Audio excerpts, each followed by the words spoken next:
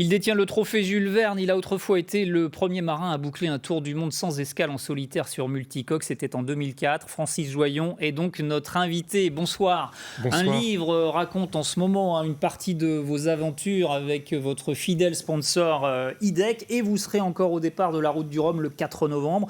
Votre 7e, c'est une course incontournable ? C'est vrai que c'est une très belle course et cette édition, c'est la 40e anniversaire, 10e anniversaire plutôt des 40 ans. Ouais. Et c'est vrai que il y a 124 bateaux, il n'y a jamais eu autant de bateaux. Je me rappelle avoir fait une transat anglaise il y a déjà quelques années où il y avait presque autant de bateaux, mais 124, non, j'ai jamais participé à une course où il y ait autant de bateaux au départ. Bon, alors vous y avez connu des fortunes diverses. Chavirage en 2002, par exemple, 2e place en 2010. De laquelle de ces deux expériences avez-vous tiré le plus d'enseignements ? On arrive à avoir des victoires grâce à ces échecs. Souvent, c'est lié.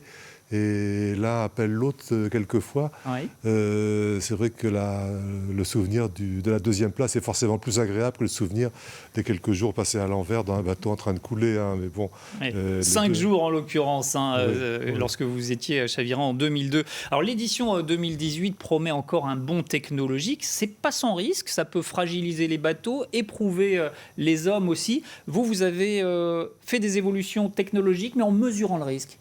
On essaye d'avoir un bateau qui va à la fois très vite et qui a des chances d'arriver jusqu'au bout. C'est le challenge. Oui. C'est vrai que pour gagner, il faut déjà arriver.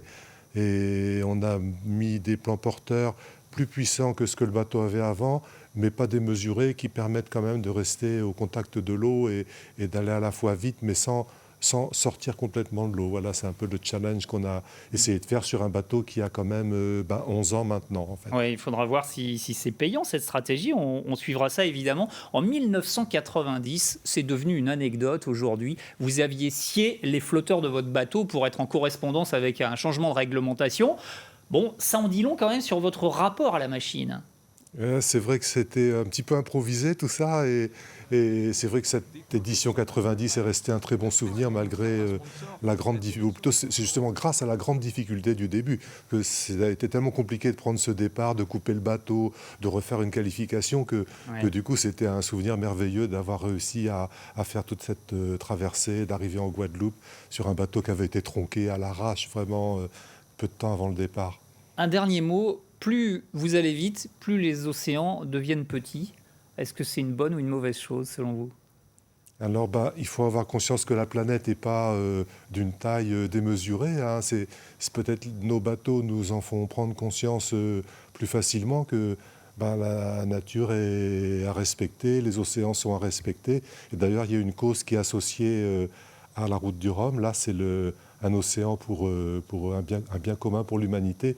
Et ça, c'est une belle cause qui va toucher le cœur de tous les Bretons, je pense. Et un très joli mot de fin. Merci beaucoup, Francis Joyon. Je rappelle donc, Francis Joyon, 16 ans d'aventure sur tous les océans du monde. C'est aux éditions Mer et Découverte, un livre que l'on vous conseille.